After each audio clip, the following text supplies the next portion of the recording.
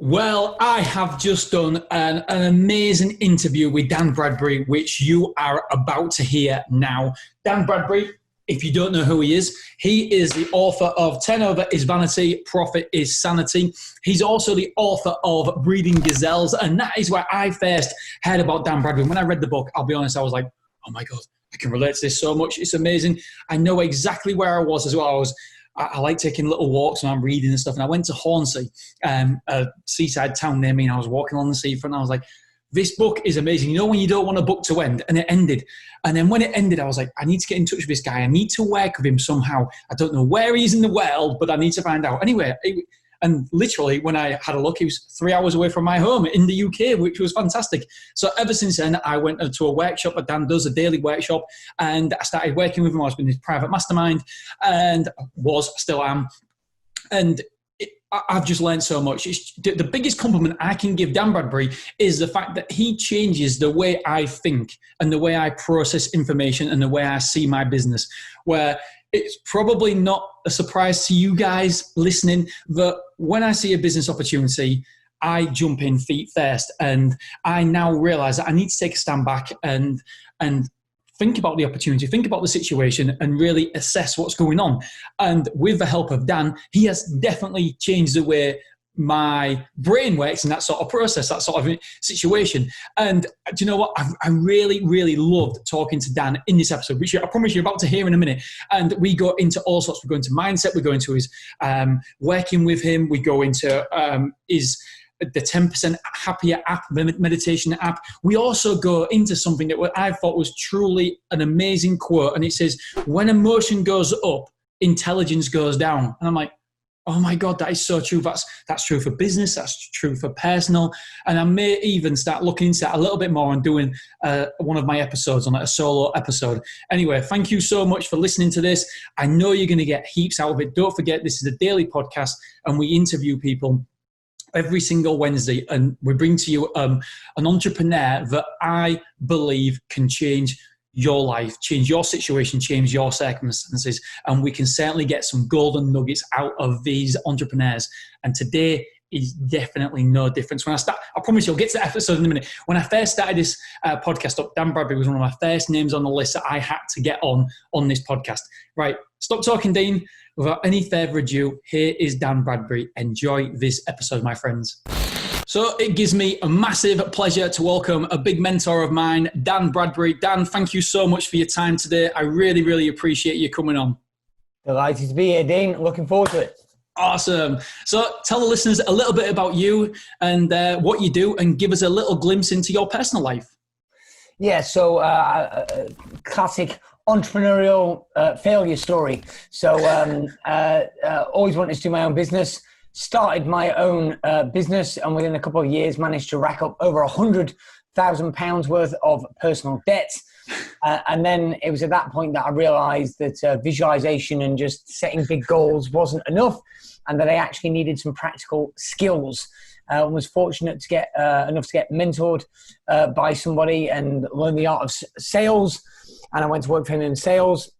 And then I moved on to marketing, and that company, right place, right time. I just got on board, and at the age of, I think it was 22 years old, I was managing a £30,000 a month marketing budget, and that company went from kind of startup to multi-seven figures pretty quickly. Then I set off on my own, again, as it were, and built up a few different companies, bought, sold, merged a few different companies. I had my first big exit back in 2013, and by big for me means seven figures. And I then temporarily retired, and I was on the beach, and I ended up getting chat, like the kids were playing by the pool or by the sea, and I ended up chatting to the dad of the kids my kids were playing with, two sunbeds over. And within about 5 minutes, we went from, oh yeah, the weather's nice, this is a nice location, to deep diving inside of his business and trying to help him solve this big business problem that he had. And it was at that point that I realized that I was definitely not going to succeed at retiring. So I kind of came back out of retirement, as it were, And since then, I've still got a few different investments, but I spend a lot of time coaching, training, and mentoring other business owners. Did you enjoy retirement, Dan? I can't imagine you enjoying retirement. I enjoyed about the first 7 days. After that, it started to wear a bit thin. I think there was it was so manic and frantic preparing for this exit for several months. It was every waking hour was consumed. I think I felt I needed to retire, but actually, I think I just needed a good holiday. Yeah, absolutely. So what was your original business then, where you said you stacked up loads of debt? I don't actually know that. Yeah, so my original business was an accelerated learning company. Oh. So we taught speed reading and memory techniques in schools. I was quite fortunate that when I was in my late teens, I recognized I'm recording this in kind of my office / library, and it's just got books. Whoa! My whole house. I mean, we could go around the house and it's pretty much covered in books. Let's go. And I realized that anything that I wanted to do, somebody else had written a book about. Yeah. And so it felt like to me when I was in my late teens that the only impediment to me being able to do anything that I wanted was learning the necessary skills. And actually, if I could read quicker, I could get the answers more quickly.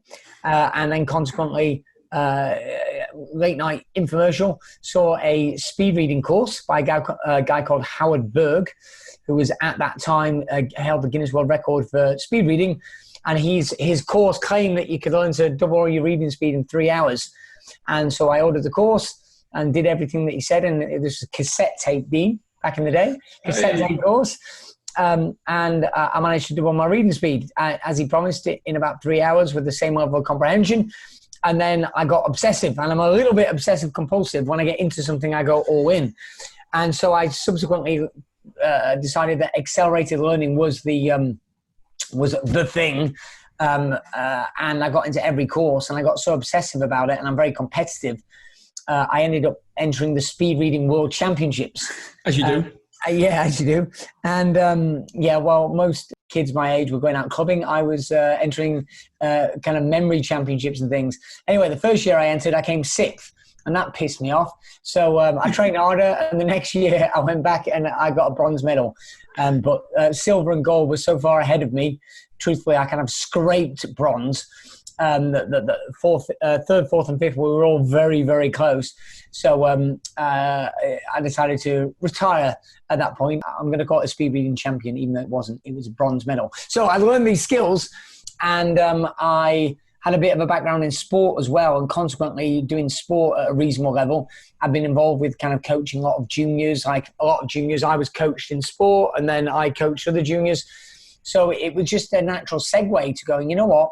How much would it change your life if, as a child, you just learned to love learning?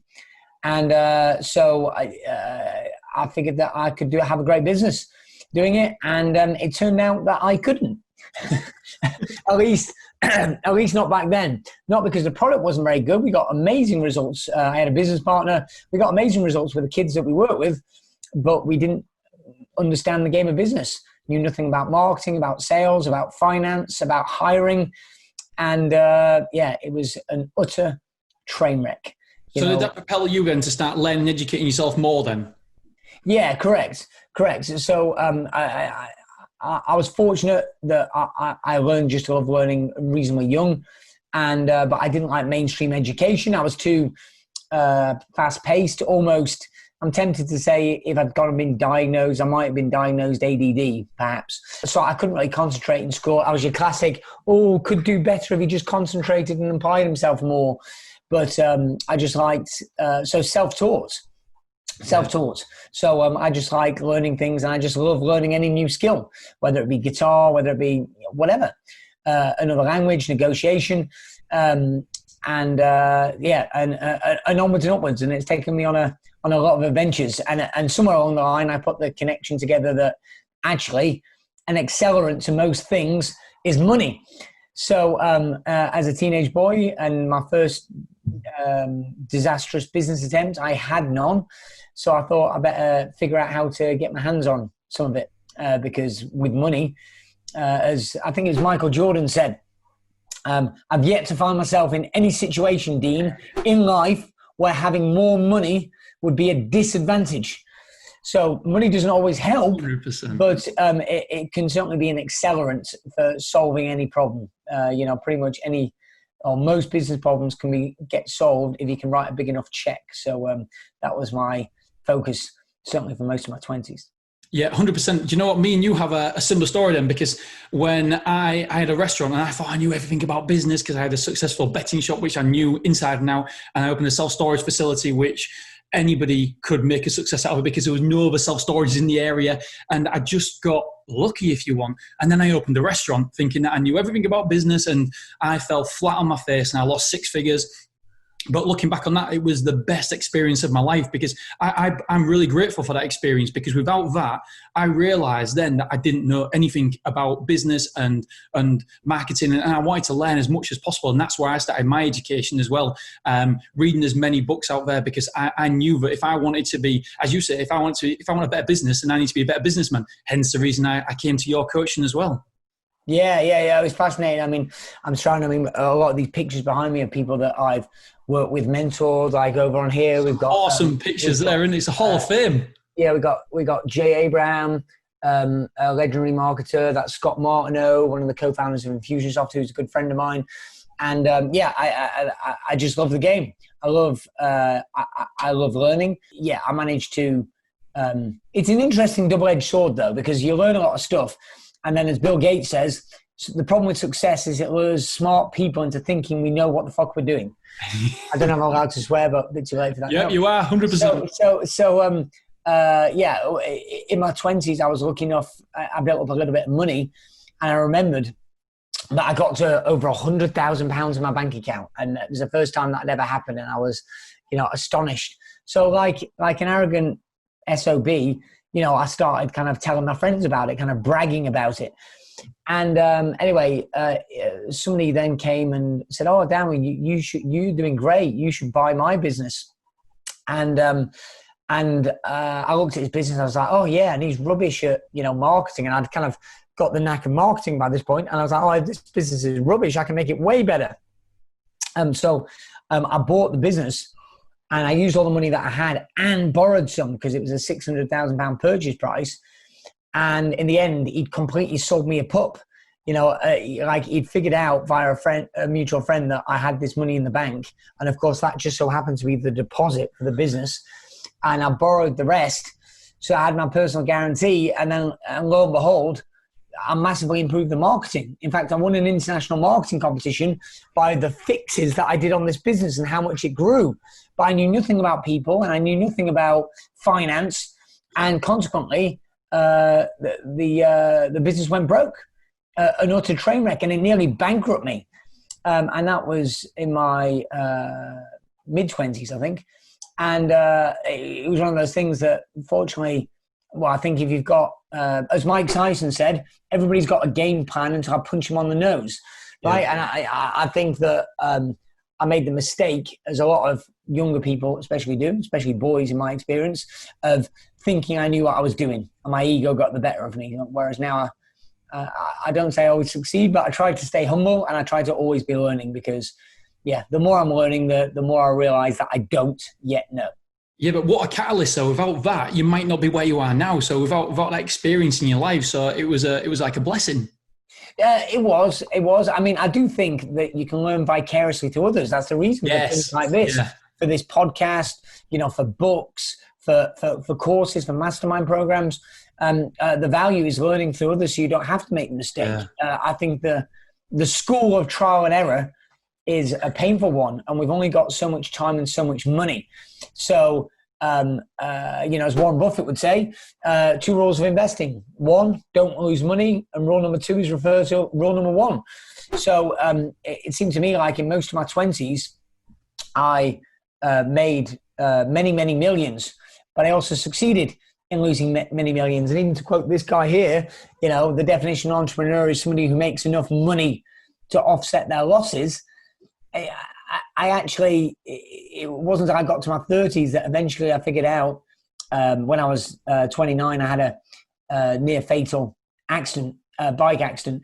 And I thought at one point I was going to die. So without being too cliche, my dying thought was, oh shit, I've really screwed up here. My wife and kids aren't going to be set up for life. And here I was, like a multi-millionaire entrepreneur, la, la, la. And whilst I was lucky that I'd cleared all my debts and we had a little bit of money, they weren't set up for life. And that was because, as Keith Cunningham would say, the skills of making money and the skills of keeping money are different. Absolutely. And the goal is not to get rich, it's to stay rich. And I learned a lot from him and from that quote and thought about it a lot. And then so since that time became obsessive, not just about the wealth creation, driving the sales and the marketing, but the wealth management and building sustainable wealth. And therefore I got into private equity and all kinds of things. And who knows what's around the corner? Maybe I'll be a spiritual guru, Dean. Maybe I'll go and meditate and spend the next 10 years in India. Who knows? Do you know what? That's a great segue. I want to get into meditation actually, because I saw one of your posts the other day. I've got that written down thinking, I forgot to mention meditation, but I'll get into that in a minute. So what is your why then? What keeps you motivated? Because it clearly isn't money now. What is a driving force behind you that gets you up in the morning? Yeah, I'm going to say it's changed a lot. I think what got me up when I was younger, and by younger I mean from when I started into business through my 20s, was very much more about significance then. It was about wanting to achieve and wanting certain status and things and and cars. And in fact, I was laughing. I was moving around some of my pictures. So I've got pictures all over my house, and this got taken down of the wall of fame because it used to be behind here. But I kind of felt it was a little bit egotistical. But it's still a nice little memory. That was my first supercar that I bought, and I wanted things like that. But looking back now, I think that was perhaps more because I felt insecure or less significant. And I thought by being better, that would make me happy or whatever bullshit. But as I've gotten older, in my 30s, it's more, it was Simon Sinek said it quite well recently when he was talking about the finite game versus the infinite game. I just love the game. I love learning and growing, and I love teaching and sharing. So I actually, it was probably summed up by that story I told earlier about when I was on the beach and I, retired. It was like I realized that I was always going to do something anyway. It's not necessarily because I've got new financial goals, albeit I do, but the primary drive is just one of trying to be a better person. In the business sense, it's being a better business owner and a better leader, because I think that the financial results are effectively a scoreboard.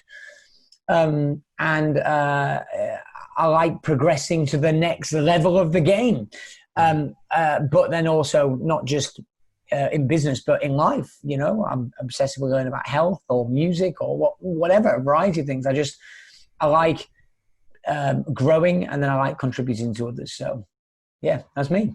So your coaching then, Dan, you do a lot of coaching now, and for all the listeners, I've mentioned you many, many times before, I'm in your private mastermind. Can you tell us a little bit about your coaching that you offer? Sure. Yeah, thanks for the tip. I'll give you the £50 later. I believe in order to do better, you need to be better, right? It's cause and effect. So it's not metaphorically, it's no good. You can look in the mirror and say, I want to have six-pack abs, okay? But it doesn't matter how badly you want six-pack abs. If you don't do the necessary things, exercise-wise, diet-wise, you're not going to get there. And I think the same is true for business. A lot of people say that they want more money and they want a successful business, but I call it false ambition. I talk about this in my first book, Breeding Gazelles.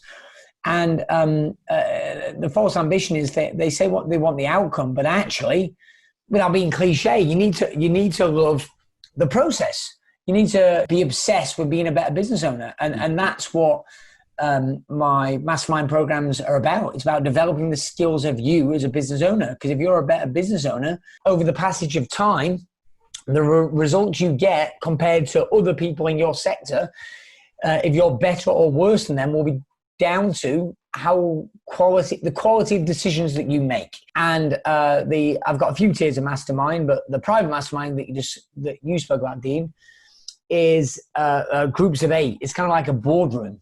If you look at any big business, Dean, any big business, when you talk about Apple, Microsoft, Facebook, the biggest companies in the world, they all have a board of directors. And a board of directors is where the CEO goes and is held accountable to the board. The board acts on behalf of the shareholders, and the directors are typically successful, older, more experienced business people. And the job of that board, Dean, isn't to go, wow, way to go, Dean, get motivated. Yeah, let's get enthusiastic. Not that there's anything wrong with that, right? That's critical. But if you motivate an idiot, all you've now got is a motivated idiot that does more damage more quickly. Yeah. Right. And so motivation is essential. It's a prerequisite. And you better know what the hell you're doing. You better have somebody just to check and think through the second order consequences. Right. So because people oversimplify, and I don't know about you, Dean, but I in my experience, most of the biggest problems that I've got today started out as some ingenious idea I had way back when, right? So the staff member that you hate is doing a lot of damage to your business. So at one point you thought hiring him or her was a great idea, right? The car that's costing you an arm and a leg every month. At some point you thought, wow, that's my dream. I'll have that, come true.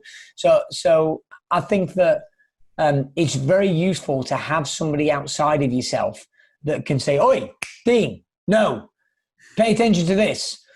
Somebody more experienced, somebody that's not as emotionally wrapped up in things, right? Because I don't know, I couldn't tell you exactly where it comes from, but another quote that I really like is, when emotion goes up, intellect goes down. Yeah, I love it. Right. So when you get really emotional about something, you often act irrationally. And that's the kind of stuff that does real damage. Right. You get in a fight with your spouse, let's say, and you get really angry and you say things that you don't mean, that you can't take back. Right. Or you lash out, or you say, that's it, this is over, whether it be a spouse, whether it be a business relationship, whatever. Or same for positive emotions. You get really excited. Oh my God, this is amazing. Nothing can go wrong.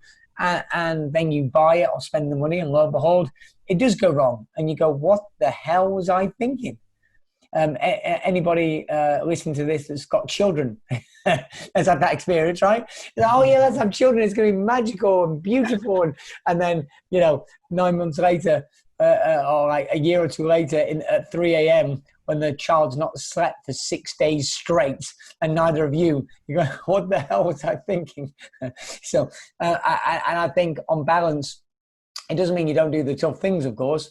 I think it's helpful to get a sense of perspective up front before you go off and kind of just jump and go, I'll figure it out later.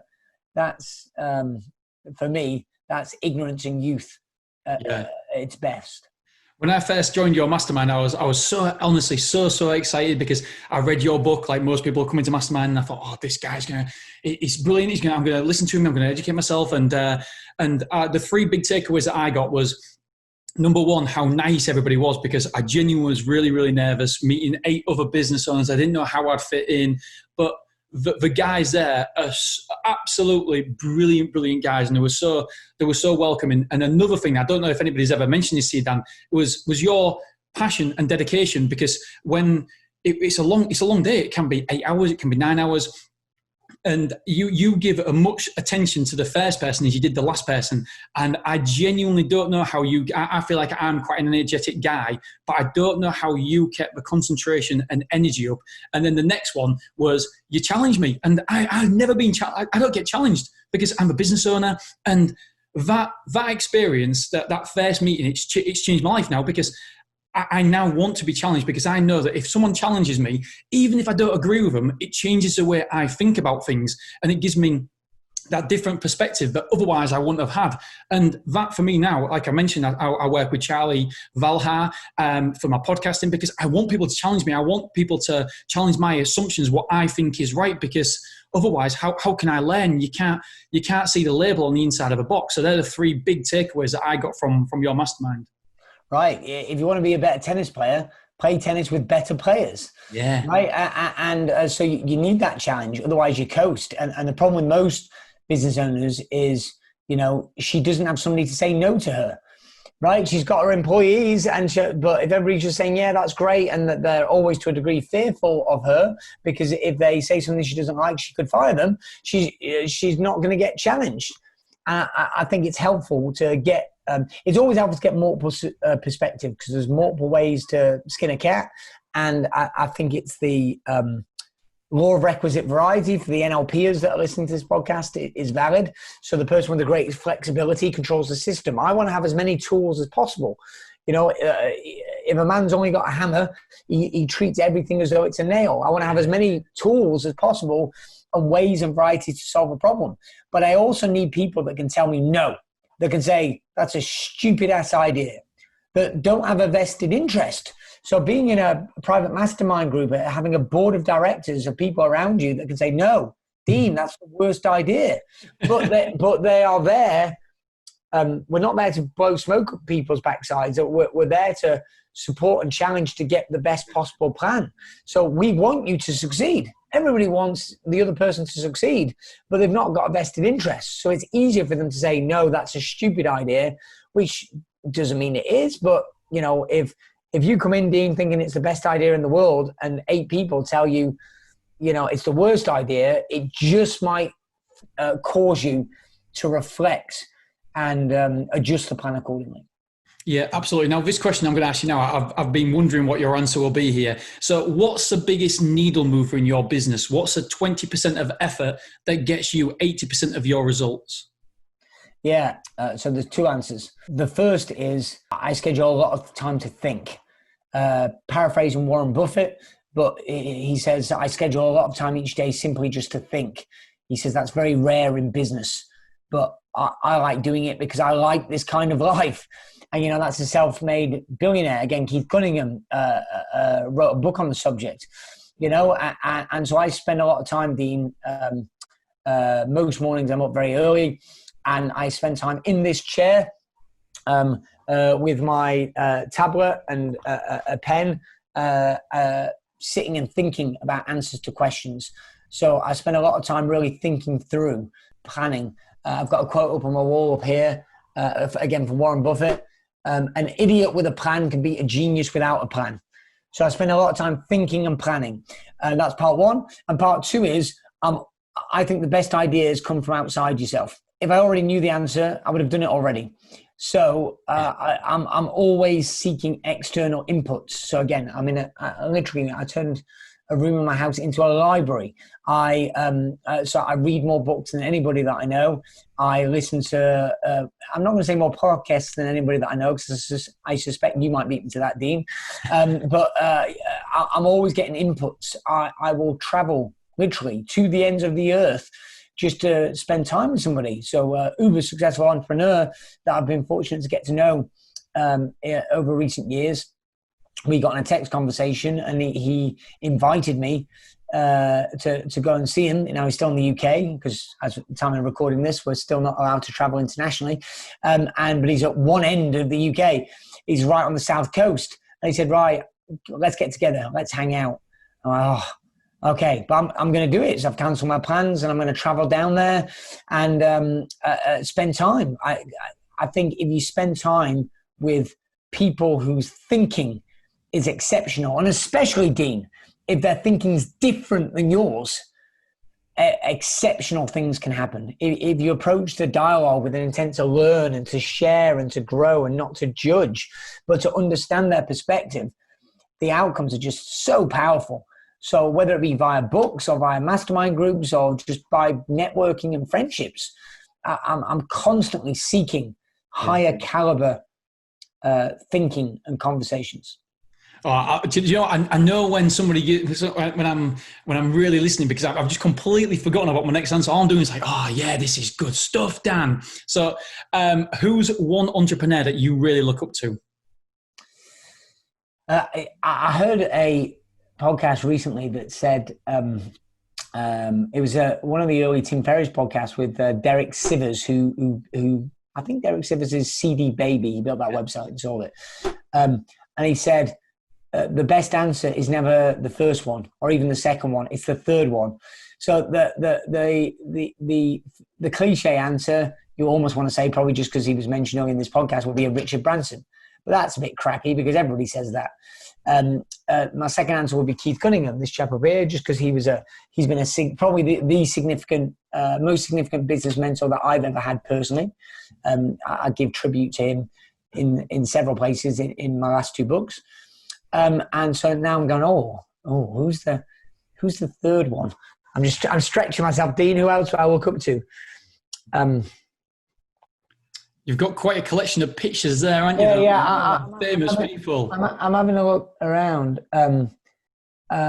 It's like when somebody asks you your why, and I've been listening to Tony Robbins recently and Dean Grazioni, and they're saying, look, your first why is just your surface answer. It's full of shit. And then it's your second, third, and fourth, and they say you've got to ask it 7 times to get down to your true why. Right. Well, actually, this book here, yeah. So I learned that from him, Ricardo Semler. He's a very novel entrepreneur. It's a great book, a Brazilian, I think he's in manufacturing. And he talks always about asking 5 whys. I don't know, I like people whose thinking's impeccable. So a couple of examples. One, Charlie Munger. I'm just pointing at various books myself. Warren Buffett's business partner. There's a book that's hard to get hold of, which I'm pulling out here. It's they don't print it anymore. So I bought this on Amazon. I got a copy, and I think it was like 120 quid because they're rarish. But it's just full of like his mannerisms and his thoughts. He's exceptional. Ray Dalio, who was one of the wealthiest people in the world, self-made billionaire, wrote a book called Principles. His thinking's exceptional. Howard Marks, who's again another investor, but it's not just about investing. It's about how they think, because really investing is about how do you make decisions, how do you analyze risk and make decisions, and that's the game of business. Another person that perhaps more people learn to, and I think I still think he's underappreciated, even though he's a lot more famous now than he used to be a few years ago, and that's Tim Ferriss. Tim Ferriss's questions and thoughts on his podcasts, the Tim Ferriss Show. I mean, he's got over 100 million downloads, Dean. So, the boy knows what he's doing on the podcast front. And I think he's got some great guests as well. So I like him because he asks good questions, right? Which is what thinking is. Tony Robbins said that. Thinking is nothing but the process of asking and answering questions. I think that the right questions are critical. And Tim's a great interviewer. And he's had some unbelievable guests on his podcast. So it's well worth subscribing to his feed. Yeah, 100%. So Dan, tell us about meditation. And I saw from one of your posts that you have done, this was maybe a month ago, 300 days, was it? Consistently it was over a year now. Yeah, I think I posted because it was over a year consecutive. Wow. Yeah. So how do you find that? Is it something that you found easy? Because I'll be honest, I start meditating and all of a sudden I might do 6 days and I'll forget a day and then I'll go back to it again. And I just can't seem to get that long stretch. Yeah, well, me too. That was my story before this last year. And I'll tell you what it was for me, but I'll say to anybody listening, people are so unique. You've got to figure out what works for you. And for me, I tried a lot of different apps, and I tried Headspace and I tried Calm. And I don't know how I came across this app. I'm pretty sure it was mentioned by somebody on a podcast. And I think it might have been the Tim Ferriss Show, but I'm not sure it was. And let me just put the app now. It's called 10% Happier. That's the logo. He's got a book on it as well. He's got a book called that. Yeah, Dan Harris. He was a TV news anchor who had a meltdown on television. And the app, because originally it was like 10% Happier meditation for fidgety skeptics. And I was like, yeah, I'm fidgety and I'm a bit skeptical. Was always a bit too busy for meditation. And I just found the app really intuitive and easy to use, but it also had a really good tracker. So because I'm competitive, because I'm competitive with myself, I pulled it up. So you can now see there. Whoa, 434 days. Yeah, or 378 consecutive. Oh, sorry, current streak, yeah. Yeah, and I daren't miss. Like I just would hate to go back to zero. The other night, I almost forgot, and it was about 10 o'clock at night. I was just getting to bed. And I was like, "Oh crap, need to do a meditation," and it would have really pissed me off if I'd gone back to zero. So I think I did it just because I just heard it consistently again and again. So from all the learning I was doing, everybody was just talking about the value, meditation adds to your thinking, and I realized that thinking, you're creating your world on the internal, and then you go and externalize that. So whatever you can do to maintain the quality and clarity of thought. A lot of times when people go through phases in their life when I went through a phase when I made more money than I ever have, but a lot of the rest of my life kind of fell into disarray. And I recognized that in the micro, I was making good business decisions, but in the macro, I was making some poor choices, and it was like my thinking had got clouded. I got too wrapped up, and so I'm a fan of mindfulness meditation. So I think it was Ray Dalio who was talking about the importance of meditation. And I thought, okay, and then I found that app, and it just helps me have real clarity of thought. And I'm not claiming that I'm totally calm at all times, etc. But I'm definitely much more calm and have more of a sense of equanimity now. So, and I'm happy, 10% happy. That's awesome. So where do you see yourself in the next 12 months then, Dan? What does the next 12 months hold for Dan Bradbury? Hopefully involves getting out of this country a little bit for holidays. Dean, we're back to this wine thing now.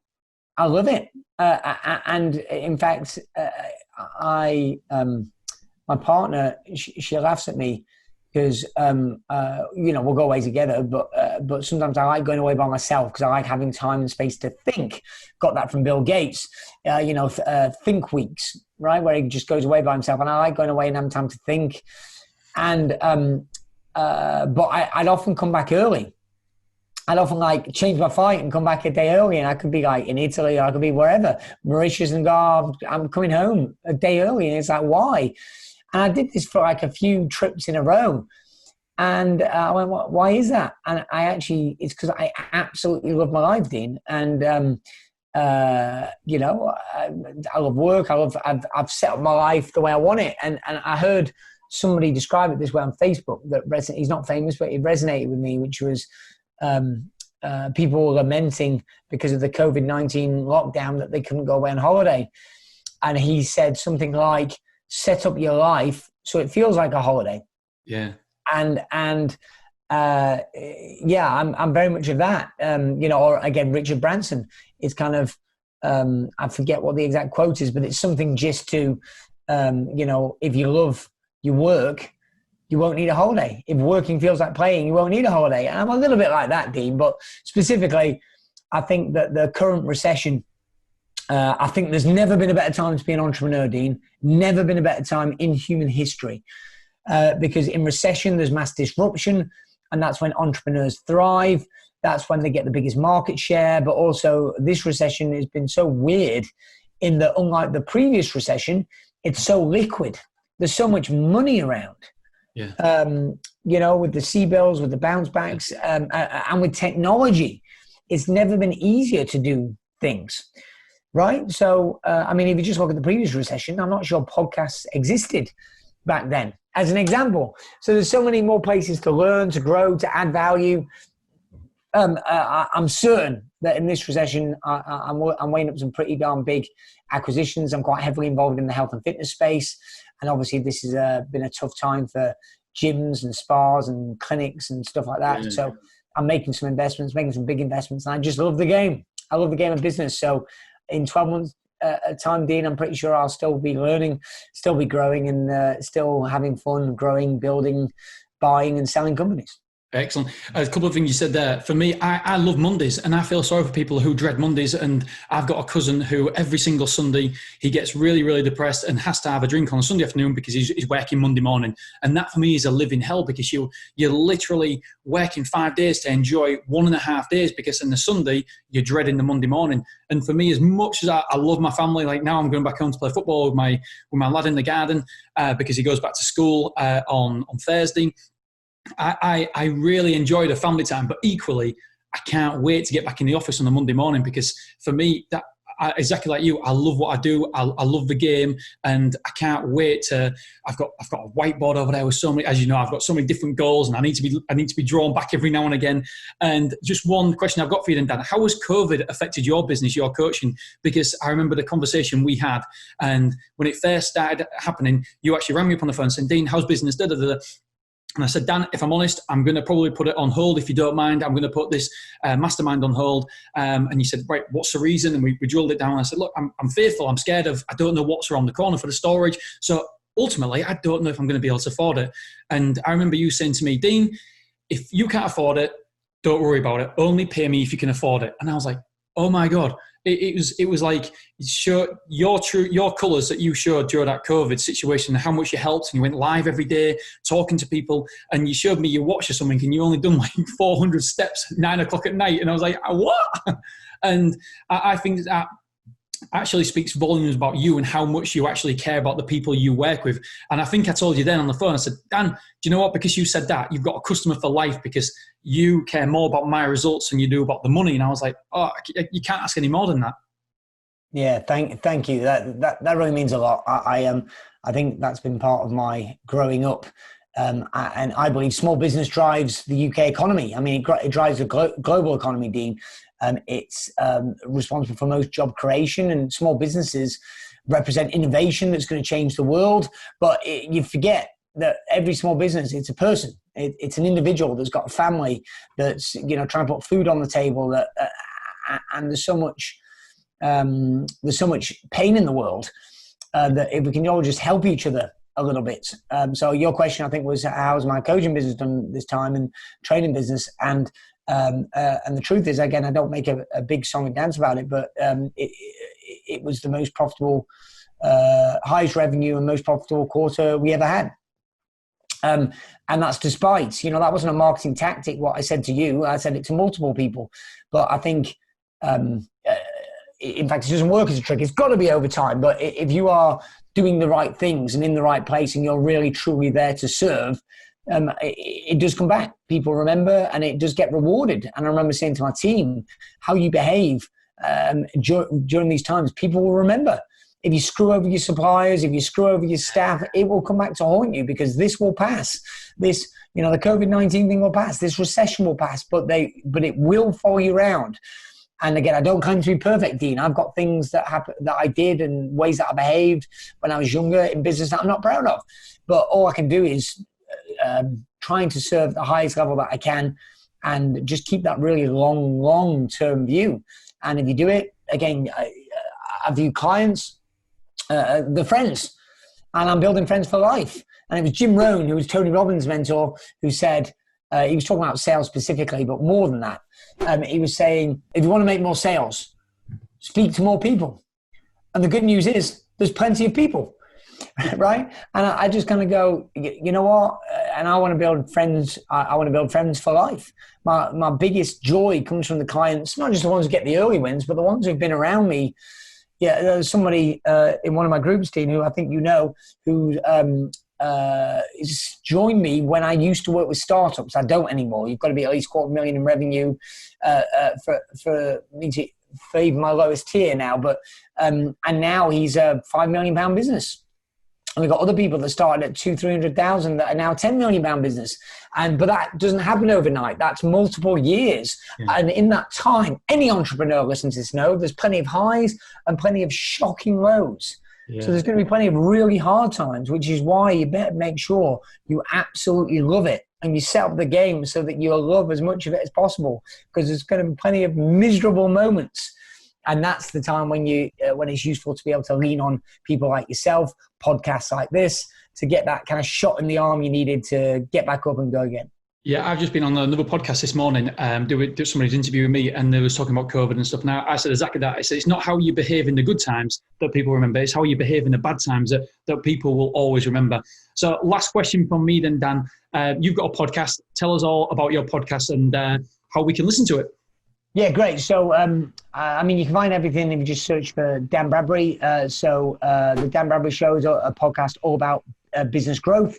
And so it's about hiring and training and leading a world-class team. It's about growing through acquisition, exiting your company. It's about marketing. It's about scaling up. It's about business finance. It's all these things. And it's a combination of me talking. So if you like what I've had to say, there's some monologues from me on there. There's some great interviews on there. And there's some just kind of good quick-fire Q&A sessions on there. So that's definitely worth subscribing to. Get on the email list at danbradbury.com, and then have a search on Amazon, and you'll find a couple of books, including one fantastic book. Go. Yeah, there you go. The latest one. Yeah, Turnover is Vanity, Profit is Sanity, and 9.5 Steps for Improving Your Profits and Cash Flow is my latest book. And Dean, you know it, you've seen it, you've experienced it yourself, as have I. A lot of business owners get enamored by, if I grow my turnover, I'll make more profit. And that's just quite simply not true. Yeah. It's a scorecard. I want to make as much profit as possible because profit funds your growth, profit funds your lifestyle, profit funds your reinvestment. Business isn't sustainable without profit. And yet most people seem to miss that fundamental principle. And that book is a little checklist of which I go through to maximize the value of any company that I'm invested in. So yeah, and we'll put a link in the show notes to your podcast, your website, and Breeding Gazelles, and also that latest book as well. So I always finish off with 5 fun questions, Dan. Just 1 sentence answers. What does your perfect day look like? Coffee and reading and a spa. Yeah. I'll swap the coffee for a cup of tea, but I'm all with you. And give us 1 tool that you can't live without, whether it be personal or for work. Well, I'm never more than arm's length from my phone, but I'm obsessive about using habit tracking. So an app that I've used for years consistently is Way of Life for habit tracking. I use MyFitnessPal for tracking food, and I've got a Fitbit. And those 3 apps have been open on my phone every day for the last God knows how many years. Dan, have you tried an Aurora ring? No, I haven't actually. No. Oh, I love it. Yeah. So what's a habit that contributes to your success? Getting up early and exercising first thing. Yeah. What's the best advice you have ever received? Oh, I wish I could come out with an absolute zinger, but it probably is as simple as you become like the people you hang around with. Yeah. So carefully. 100%. And this one's going to be difficult for you, Dan. Recommend 1 book. Obviously, apart from your own. Yeah, other than my own. There's so many. I'm going to choose even though it's not just because it's closest to me, that's probably insightful. So this is a book by one of my mentors called Keith Cunningham. He's written 3 books, but this is his most recent and by far and away the best. The Road Less Stupid. It's a classic. Excellent. I'll link to that in the show notes. Well, Dan, I know we've spent much longer than I said we would do, so I really, really appreciate your time, buddy. Thank you so much. And I'll put a link to how people can contact you in the show notes, everything in the show notes. Thank you again, bud. Thanks, Dean. It's been a pleasure.